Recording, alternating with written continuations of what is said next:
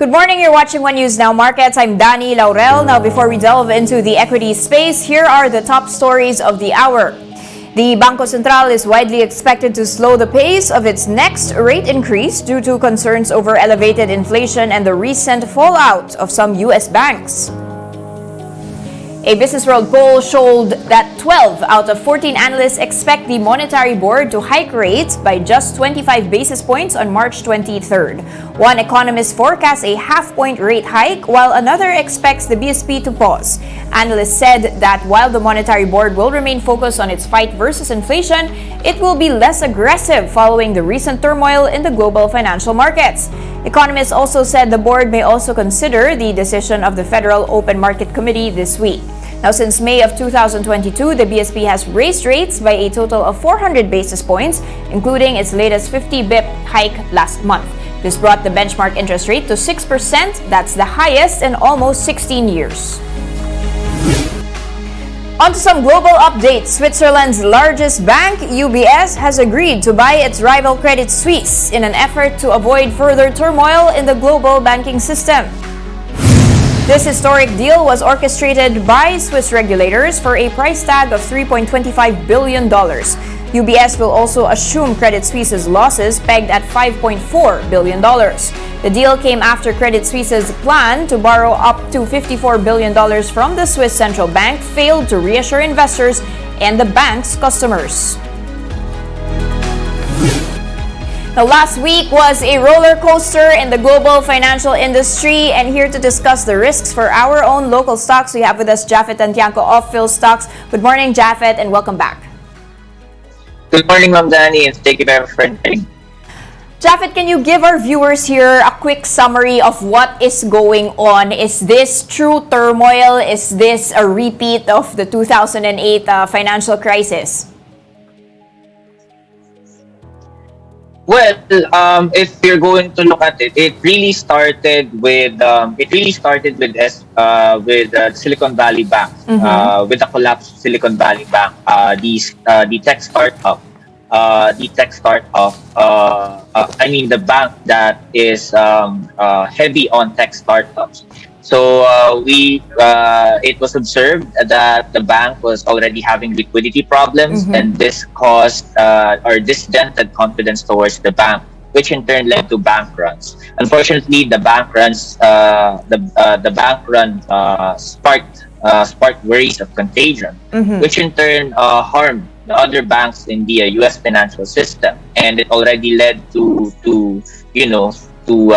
even the it already dented on others like First Republic Bank, and then it spread over to other countries like Europe, Credit Suisse. So that's what happened recently. But if you're going to trace back, we can, I believe we can all point this to the easy monetary policies that we've had before, and I can say it's quite similar to the global recession or the global financial crisis that we've had in 2008. If you're going to remember, in the global financial crisis of 2008, prior to that, monetary policy in the United States was very easy. It was we really had easy monetary policies back there, which in turn, led to huge amounts of borrowing and lending, and it even came to the point where even subprime borrowers were allowed to borrow money. Unfortunately, it came to the point wherein the U.S. monetary policy had to tighten. They had to raise rates, and that in turn led to the housing bubble, which eventually led to the collapse of the financial system. Now, if you're going to look at it, recently we've had COVID, we've had COVID-19, we've had the recession, and that pushed monetary policies around the world, including the Federal Reserve, to ease their monetary policies, to drive interest rates to record lows in order to stimulate the economy. And right now, we're already seeing a reversal of that easy monetary policy. So rates are being tightened. It so happens that the tightening of rates is somehow squeezing liquidity, and this in turn is becoming a problem it's becoming a problem for the financial system, and Okay. we already saw one of its repercussions through Silicon Valley Bank, which in turn now is spreading over to other banks through contagion, But or Jeffrey, through fears of contagion. yeah, the issues of Credit Suisse have been there quite a while, though, no? I mean, it's been the Saudi bank, they did not reinvest. They've had some transparency issues, some funding of specific corruption related, drug related allegations as well. So, was this expected by investors or the financial community that at one point they would be needing to bail out? Or again, is this a shock?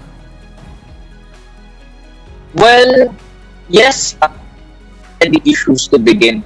I believe investors were still seeing Credit Suisse as a strong bank. It just so happens that what really made it was the timing. Was the timing and when this happened.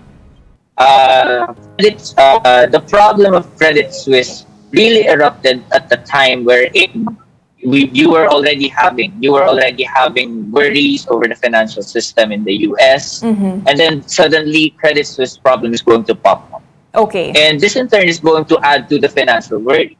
I mean, at first we were just worrying about the financial system in the US, but right now with what happened in Credit Suisse, it now sparks worries that hey, the financial problems may not just be in the US, it may also already be in the other parts of the globe. And this in turn, this in turn, starting from just one country, it's now spreading to others. So it's raising that this could already be something global, and that is something worrisome. And we see that the stocks, if you look at my Bloomberg chart here, just sea of red, at least from the last close of Friday. Is this just a knee-jerk reaction? Is this, oversold because of these woes? Or is this a trend that, and we need to be bracing for more pain ahead, not just with the global stocks, but also our own index sliding to 6,400 levels? Well, for the local market, I believe this is this is a pain that might quite last for a while. It's something that we'll have to deal with moving forward, until this financial system issue has been resolved. Um, the reason why the pain could last is because number one, it is causing global financial crisis worries to resurface. I mean, investors are being reminded with what's happening right now. Investors are being reminded of what happened in the past. Though of course there are differences between what happened in the global financial crisis and what's happening right now, but at the same time, there are also similarities, like what I've mentioned a while ago, which started with easy monetary policies, and then right now policies are being tightened, and because of that, we're already seeing some problems in the financial sector. So there are some similarities, and this is reminding investors of what happened in the past, the global financial crisis. Number two, investors are also worried of what the central banks are gonna do moving forward. I believe that central banks are in a tight situation right now. They're trying to balance two things. Number one is this financial system issues. Somehow they are liquidity issues, and the way to resolve these is for our central banks to ease monetary policies. Okay. But then again, the second problem is still high. Yes. And if inflation is still high, we'll need to keep the tight monetary policies in order to temper the rise in the price level. So the central banks around the world, especially those countries who's really having concerns with their financial systems, like the Federal Reserve and the European Central Bank. So what are they going to do? Are they going to ease policy to boost liquidity, or are they going to monetary policy in order to temper the current inflation situation? So they're in a tight situation right now, and regardless of what of what path they're going to choose. There could be some consequences, and these are what investors are worrying about. This is why we're seeing these negative reactions right now. Okay. Do you see a support level at which point people are going to start buying at least the index? Because we've been going down to 6,400 levels. I mean, what is your new support level here, and where is the direction going to go? Well, as for the market, what I can say is that we are at bargain levels. Okay. So, given, I mean, PE ratio is at 14.12 times, which is below the last 5 years average of 19.08 times. So, we're really at bargain levels right now. Unfortunately, we really have this financial woes that are weighing on sentiment.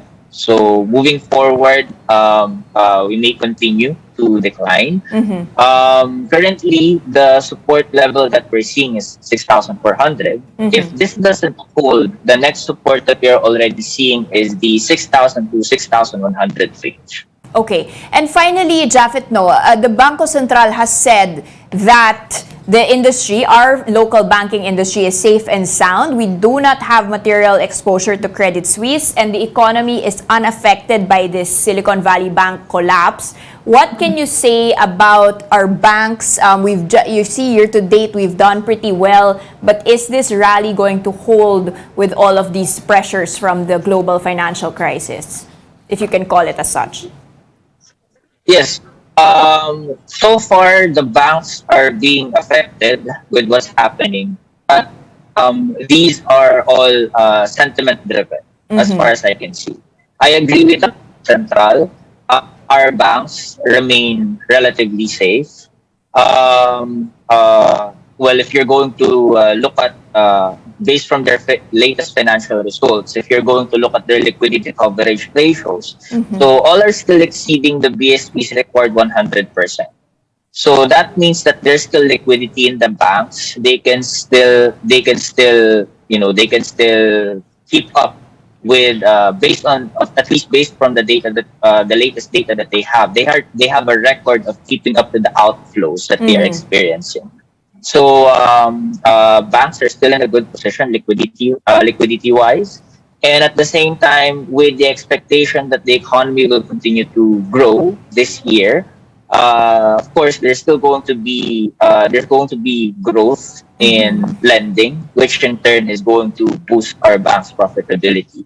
So banks are still good, though of course over the long run, if there will really be, if this financial, if the financial issues abroad will worsen, then of course this is going to negatively affect the flow of the global economy, which in turn is going to weigh on the local economy. So I believe that's going to be the impact if these financial issues offshore will continue.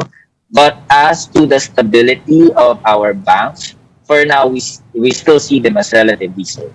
All right. Thank you so much for those insights, and hoping, of course, that we do remain relatively safe and stable in terms of our own financial industry. Jafet Tiangco of PhilStocks. Thank you. And that's it for this hour. I'm Danny Laurel. Join us again at 11:15 a.m. We are One News, all sides, all the time.